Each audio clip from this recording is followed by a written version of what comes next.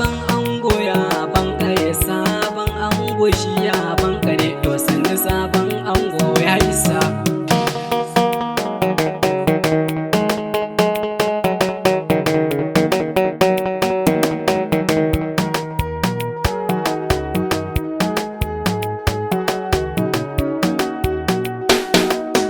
Tattaka a hankali wata rana za mu je sama.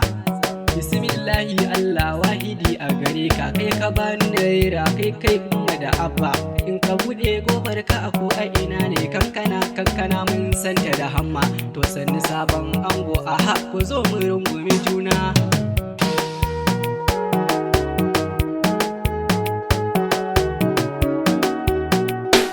To bismillahi Allah zana saka farko farin aiki. Allah ka daɗa mini ƙwazo domin an sani da aiki. Lalan gudu ihu sasan sa mini ga aiki. To sannu sabon ango, aha area ku zo mu rungumi juna.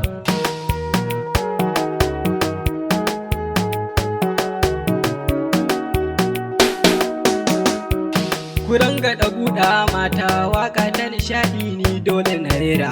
Ina maza mata ku yi mini shewa ni dole na rera. In daga samun kankana da ruwanta inda sami da irera. Lallai yan fasaha mu tika da waka ha ha ha ha ha hi.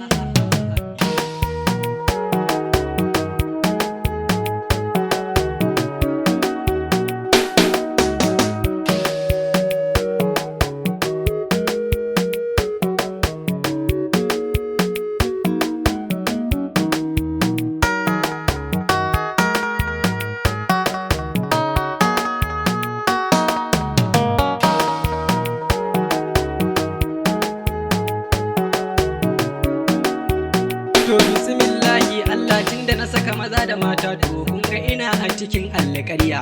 To ke bani ruwan sanyi domin shine asalin soyayya.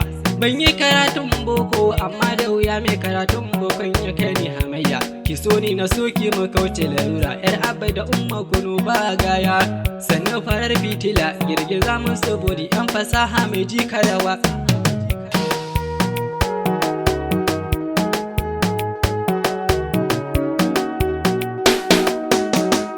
To mu je Nura ɗan inuwa, kana da masoya to ai mu ne masoyan naka.